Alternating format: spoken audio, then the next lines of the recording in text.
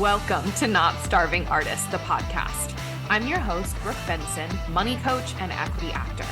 I am your financial cheerleader, here to help you build your financial confidence and have power over your money. The best part, no budgeting or bi-weekly paychecks required.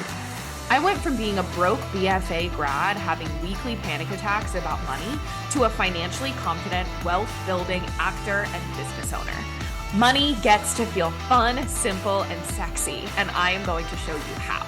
Hi everyone, welcome back to the podcast. Today I'm going to riff a little bit on travel hacking and credit card points and rewards. And I'm going to riff on this today because there's been a lot of conversations that have been coming up with my clients about credit card points, travel rewards, how to maximize some of that, like wanting to get into the travel hacking game. I also have been talking about it on Instagram a lot and getting some like questions and comments in this realm. And so we're going to talk about like some tactical strategy stuff when it comes to this.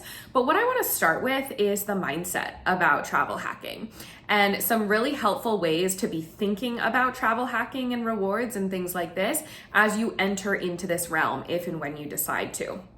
So what I want to start with is the Instagram travel hacking influencers, the TikTok travel hacking influencers, because we see so much content, myself included. I'm seeing this all the time, where it's like travel for free all the time, how I flew to Paris and stayed in luxury 5-star resorts for $17. Like we see all of that content a lot. And why I want to point this content out is because it's the same kind of energy that we see with like tax influencers, tax coaches and things like this, where it's like, here's every little thing that you can write off and here's how you can buy, I saw one during the holidays where it was like, buy all this like wine and candy and food for your home office and deduct all of it. And right, like in the Instagram content form, that all seems great. Or like buy this Range Rover for your business, like completely free and stuff like that. And now, mind you, one of my clients did just buy a Range Rover through her business. She's working with a tax professional who helped her do that. So that's the first one that came to mind because like you see a lot of content about people being like, buy this really like luxury vehicle for your business, and it makes it seem like there's all of these like secret pathways to like so much like free stuff, and it's like all of these things that you're missing that like the rich don't want you to know, or that it's like being gate kept. And I think that energy of content can be really toxic for our brains. Because what happens is we end up getting obsessed with it, and we get obsessed with like, oh my gosh, like when it comes to travel hacking, there's so much that I don't know. And like, there's so much free thousands and thousands and thousands of dollars that I could be getting for free for travel. And I just don't know how. And I have $4,300 of free travel value right now that I'm going to be utilizing within the next year. So yes, that is a reality, but also it can veer into an obsessive realm where we lose sight of the building blocks of financial wellness, chasing the tax deductions, chasing the like secret investments in like crypto that'll make you millions, or seeking all of the like nitty gritty travel deduction things where it can turn into like that being the focus rather than the focus, the foundations being, do I feel really good about how I'm spending my money? Do I really like my numbers, my inflow and my outflow? Do I like what I'm seeing in my bank accounts? Do I like my income? Are there things that I want to improve inside of my income? What are those options? Like I liken it to, in the health and wellness space. The foundational building blocks are, moving your body every day, taking some walks, doing some workouts, getting your heart pumping, and eating food that makes you feel really good, right? Like not the processed stuff, like eating really good food, healthy, whole foods. Like those are the foundational, boring building blocks, but people can get so obsessed and finicky and nitpicky about like fasting and exactly how many hours you're fasting, or like athletic greens and like the apple cider vinegar, and here's the order you should eat your food in, and all of that. And that doesn't mean that those things don't have great effects for certain people, but like the biggest effect and where most of our focus needs to be is on those foundational building blocks. So as I start to talk to you all about travel hacking, just remembering that like the focus should always first and foremost be on those building blocks, right? Like with my clients, we set up their money flow first. We make sure they're liking their inflow and their outflow. We're making sure that their like mindset is right, their headspace is right about like we're not feeling guilt or shame when we're spending, and we're feeling juicy and delicious when we're paying our rent and paying our bills, and we're not feeling like restricted as we're on a debt payoff plan, creating a debt payoff plan that feels really good. Like those sorts of things are where the focus is first. And then after all of that is feeling good and feeling comfortable, then we add in some of the travel hacking elements. Now, this also brings me to a great point about travel hacking and credit card rewards points and having credit card debt that you're paying off. Now, I want to be very clear. Credit card debt is neutral. It means nothing about you. And also, if you are chasing credit card points while neglecting paying off your credit card debt, just know that the value of credit card points is going to be negated by the interest that you're paying on the credit card debt that you are avoiding and not creating a plan for paying off. So again, like we want to have priority of focus here. And that doesn't mean you can't play the travel hacking game while you're paying off debt, but we want to not be in avoidance about paying off the debt. Like we have a plan that feels good, and also that the travel hacking strategy isn't muddying up the debt payoff strategy, right? So we're like separating the two, and we have very like strong intentions and purposes and plans for the two.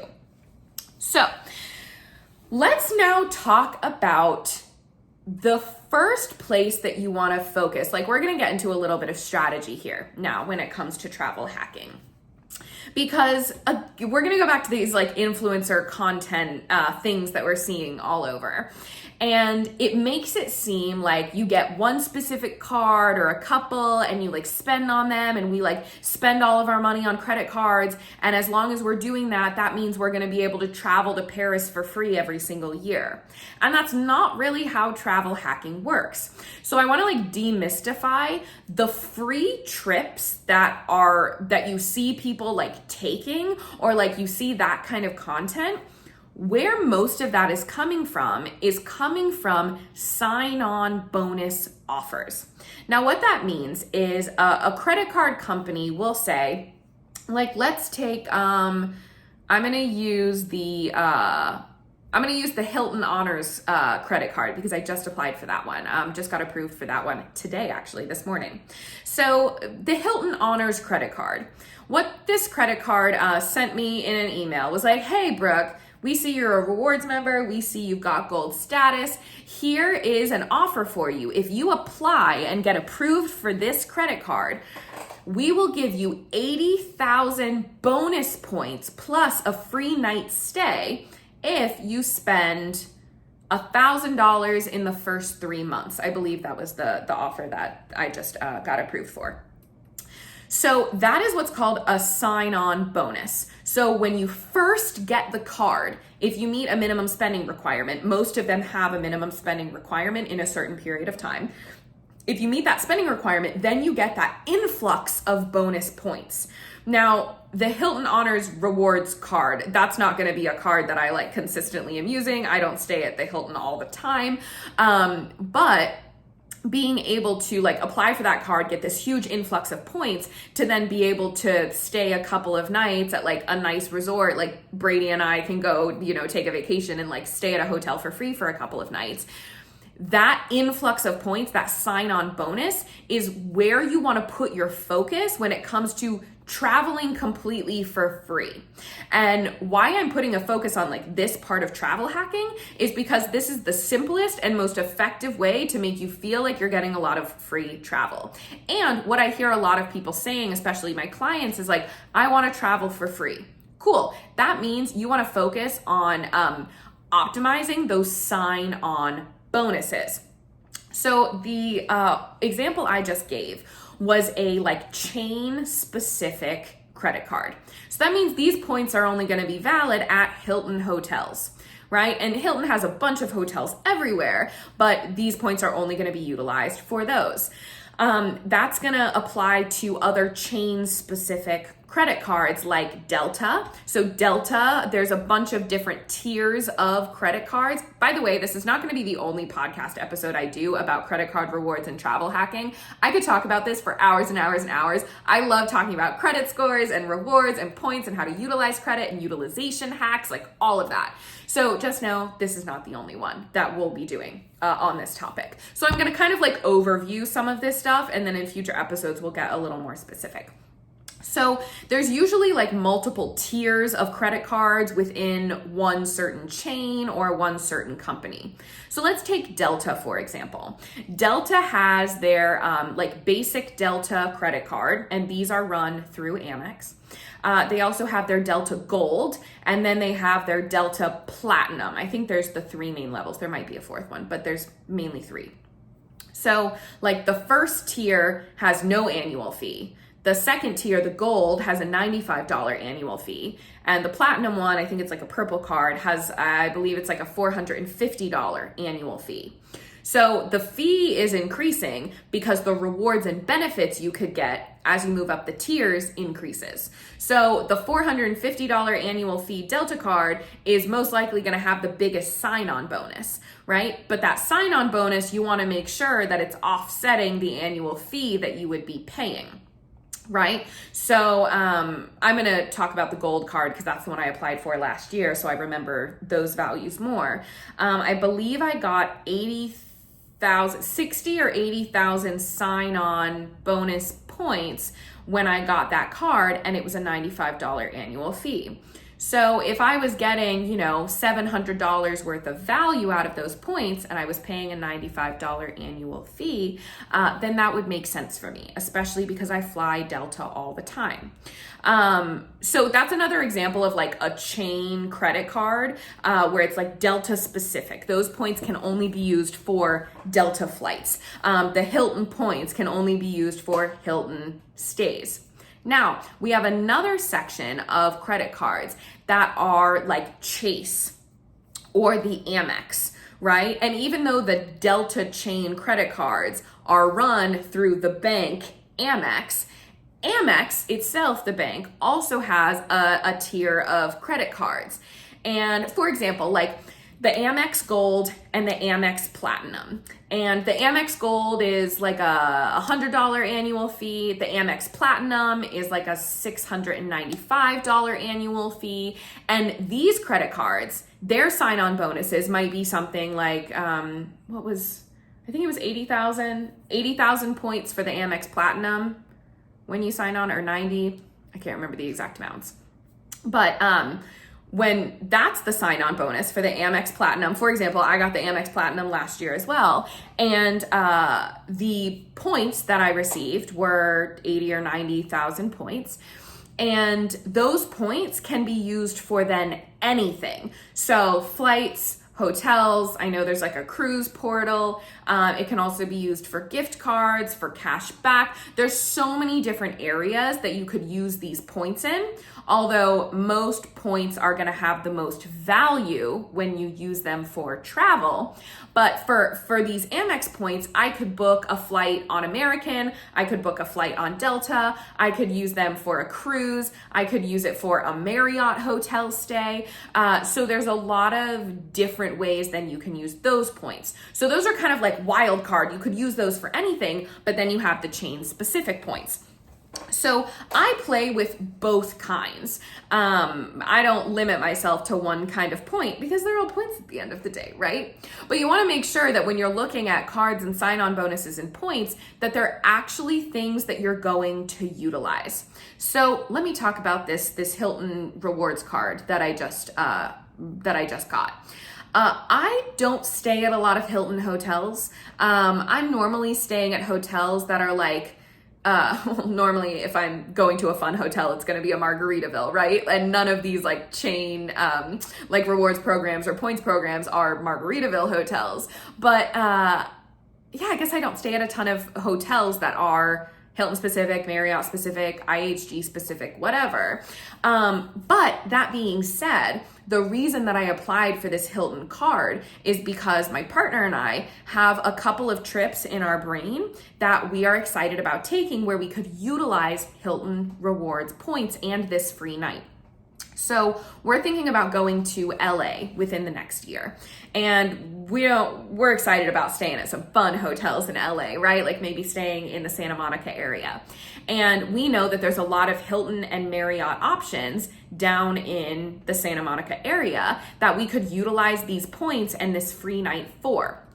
Now, the other thing that I have in my brain is that because I have the Amex Platinum, another perk that I have with having the Amex Platinum is that I get Gold Elite status with both Hilton and Marriott, which means free upgrades, free breakfast, like there's perks that come along with me being part of the Amex. So then pairing that with some free points and nights and rewards, having the Hilton or the Marriott credit card, that would be a really fun way for us to like up level this LA trip that we're gonna take without having to like spend extra money to be able to like make it feel more luxury. So again, I'm like kind of thinking about pairing these things together so that I get higher level travel without having to spend more.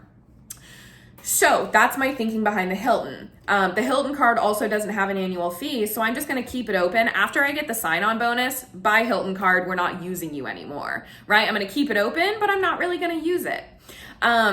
Another example is my Chase Sapphire rewards card was like my very first intro to like a sign-on bonus and travel hacking card. And because I got the Amex Platinum last year, and that's where I want to be doing a lot of my spending now, I downgraded my Chase Sapphire to the free version. So I still have it open. I still maintain my points and my credit age to help my credit score. But now I'm not paying for it. And now I'm putting all my focus on spending on my Amex Platinum. And then whenever I'm getting a new card where I'm utilizing I'm wanting to get a sign-on bonus that has a minimum spend requirement, then I will like put my focus onto that card when it comes to my spending. So I hit my spend limits. Or, for example, recently as well, I applied and got a American Airlines Platinum card. And that's because I have a lot of weddings that are coming up this year where I'm going to be flying American. I normally fly Delta, but I'm going to be flying American later this year to 2 different weddings. And I know I'm going to fly American there. So I was like, great, let me get this American Airlines credit card. I'm going to be able to hit that sign-on bonus quickly because we booked a cruise in the fall and we just bought a new couch. And both of those payments were hitting soon. So within 2 transactions, I can hit that sign-on bonus, get the American Airlines points, and book those flights before they come up in the fall. So it's like either putting my like day-to-day focused spending on these cards to hit those sign-on bonuses, or I'm like thinking about a big chunk of money that like I'm going to be spending or that Brady and I are going to be spending, and we'll put that on a specific card to hit the sign-on bonus super quickly. So as I'm speaking all of this out, like again, I've been in this realm for a while, so my brain just like knows how to think about these things now. But what I want to hammer home is that it's the sign-on bonuses that give you that influx of points where then you can book an entire trip for free.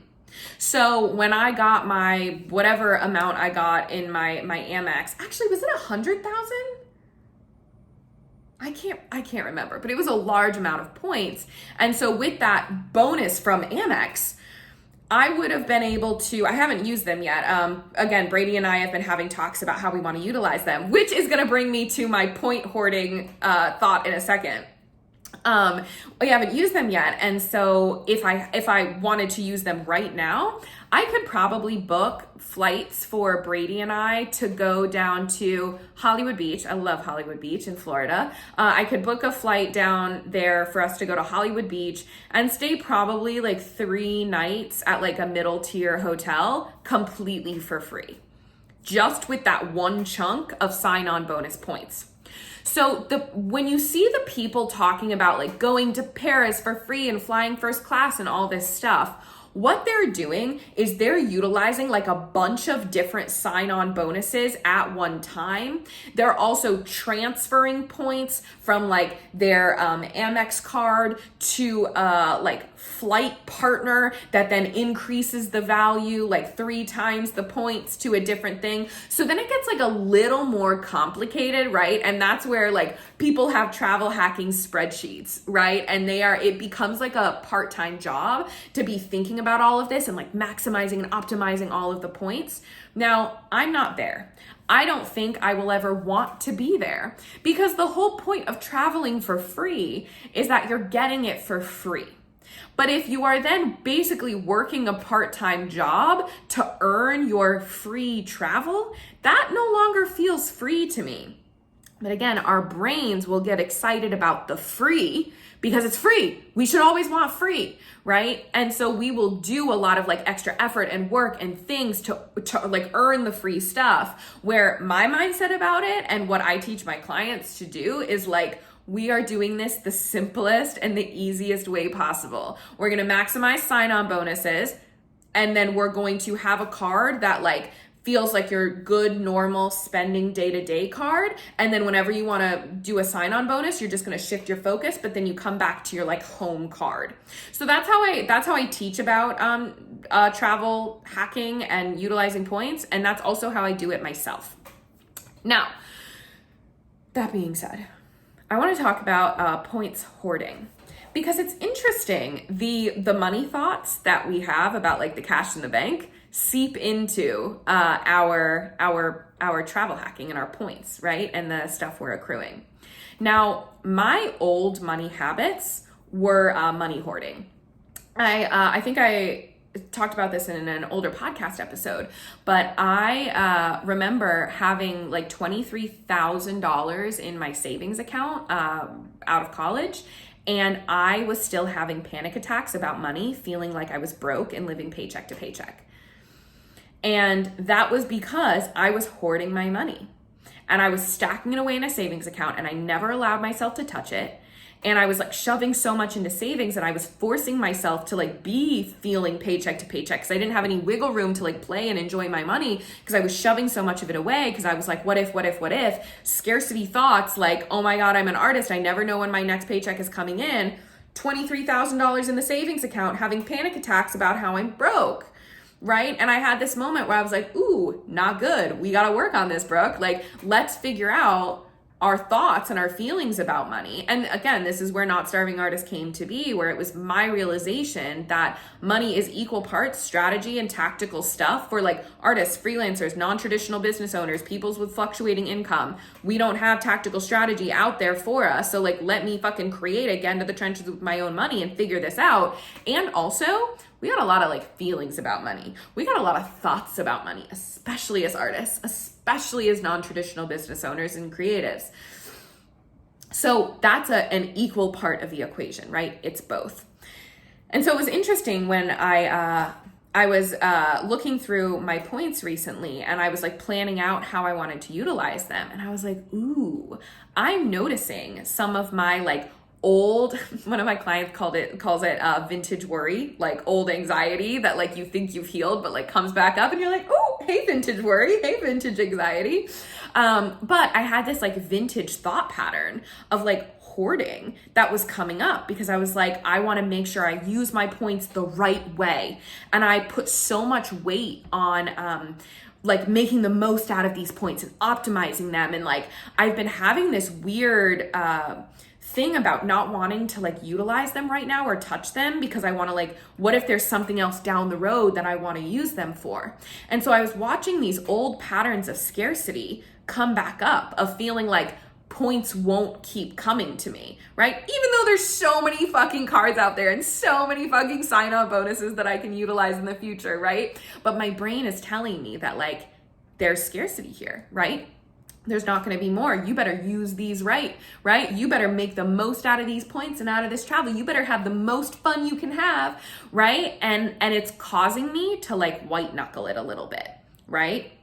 And I'm noticing this as I was looking at my points, and I was like, oh my God, I have $4,300 worth of points value that I haven't touched. And yes, some of those points are new, but I've had some of these points since, middle of last year that I haven't used. And I know that I'm going to be using some of them on upcoming trips, but it was just interesting for me to clock those like old thoughts, right? In this new realm that I've been entering into. So even just noticing, and I want to say this to a lot of my clients who are listening too, you're going to have a ton of progress in like your thoughts and your emotions and your mindset about money. Yes, of course. And also knowing that like that neural pathway has been worn. So if you ever like feel those thoughts or those feelings come up again, like I'm doing right now, nothing's gone wrong. As I'm watching that happen, I'm like giggling at myself because I know exactly what's happening. I know exactly where this is coming from. I've done so much work on this in the years and years that I've been working on my financial wellness in the little cash in the bank. I've worked on this, so I know exactly what's happening. I know why it's happening. And now as I clocked it, I'm like, oh, I'm white knuckling my points. So Brady and I just talked, like, we're probably just gonna like book a really fun, low-key, relaxing beach vacation before our cruise in the fall, because we're getting antsy and like I've got these points to play with, and I'm gonna utilize future points and sign-on bonuses for like we want to go to Disney next year, right? Like for some of that stuff. So I'm via action and via strategy going to take these thoughts that are causing me to white knuckle, and I'm going to say, I know what's happening, and we don't need to, because we've done all this work. We know exactly what's happening in the money in the bank. Same thing with the points. I'm going to have myself book these things and like via action show myself that it's okay to utilize these points and enjoy them, and that I don't have to like optimize and maximize the fun and the juiciness out of these points. I can just enjoy them because they were free, and because that's why I got them, right? Like that's why I'm doing all of this travel hacking and points work in the first place, so that I can enjoy these points and travel for free. So I'm going to do that now, because just like the money in our savings account loses value over time. And what I mean by that is that inflation is, okay, right now this is being recorded in June of 2023. Right now, inflation is, what is it now? 8%, something like that. I know it's gone down a little bit, but it's about 8%. The interest rates that we're earning in our high yield savings accounts right now are about 4%. So inflation is causing our money to lose value. In a high yield savings account, it's losing less value, but it's still losing 4% of value every single year. If you're not in a high yield savings account, that money is losing 8% of value per year, okay? That same principle applies to points.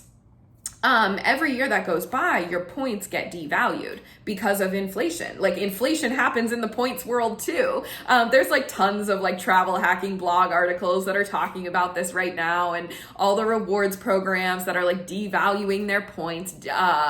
Is it Delta's one of the big ones where they're like devaluing them a lot right now? So we don't want to be like hoarding and stacking these points away and never using them, because they're also losing value the longer they're just sitting there. So tactically, right, in the numbers, we don't want to be hoarding them either.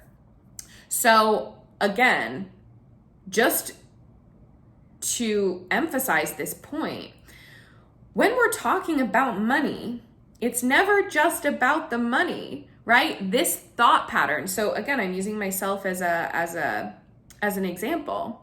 This thought that I have of like, I have to maximize and utilize my money the best I can. And if it doesn't feel like the best or the most like emergency-y thing or whatever, I'm just going to hold on to it just in case, or in case there's better, right? And that's a thought pattern that I have in a lot of my life. So my like fear of committing to like signing a lease, I haven't done a podcast about this yet, but I'll talk about this in a future episode. For the longest time out of college, I was terrified of signing a lease on an apartment. I just wanted to sublet an Airbnb. I wanted to like be loosey-goosey. I like never knew when the next thing was gonna come up. I wanted to be like vagabond actor and like all this stuff. And that was fine for a time. But again, it was this thought pattern of like, what if? What if the next thing comes up? Or like, let me just hold off long enough just in case, just in case, just in case. And this was manifesting in so many different areas of my life. And so it's about healing that thought pattern of like, sure, the what ifs can come up, but let me go ahead and plan my life and live my life knowing that I have the self-trust to pivot and adjust, and nothing is like locking me in for good. Even if I sign a lease, you can always break a lease. It's just some money if you've got to break the lease, right? Like those are the new thoughts I had to implement.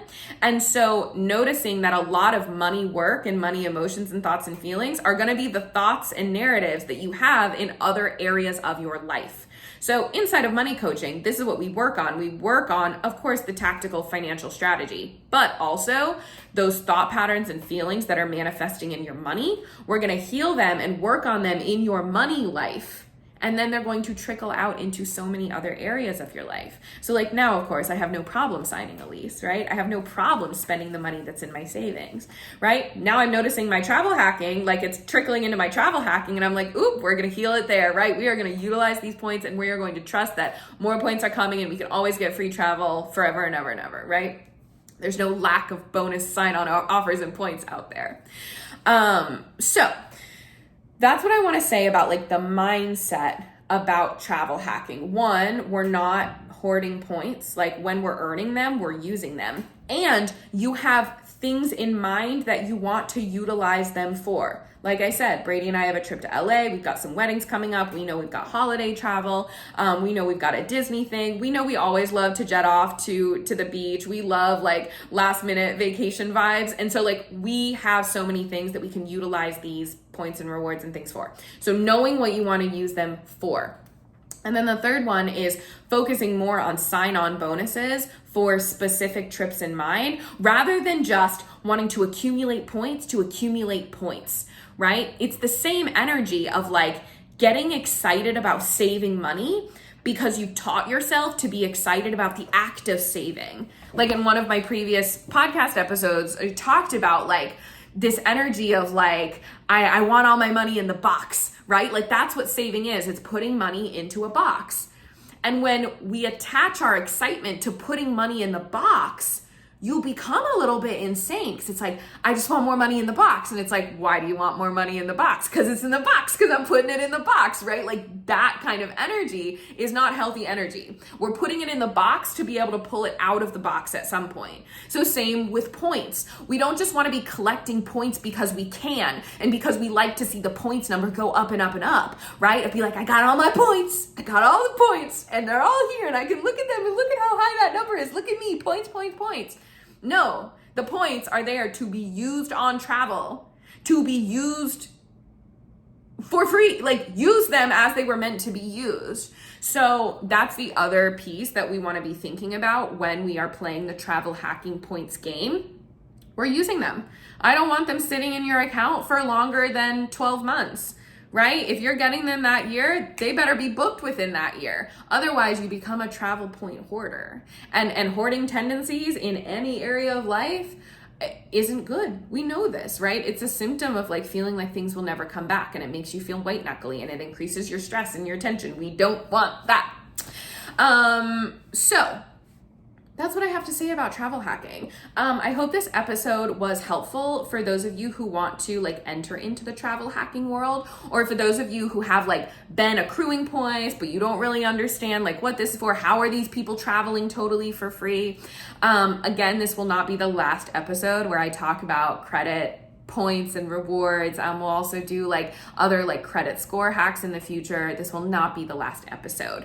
I would love for you to come over to Instagram at notstarvingartists and ask me questions. If you can DM me, let me know your travel rewards, travel hacking, credit card points questions, and things that you want me to talk about and that you want to learn about, because I'll continue to put content out there about this because I think it's such a fun way For us to travel for free, of course. And especially if you're playing in tight margins, to still be able to like travel and enjoy yourself without having to spend more money than you normally would. Like we can just spend how we normally spend, but focus it on certain sign-on bonuses, and then you're able to travel for free or for a lower cost.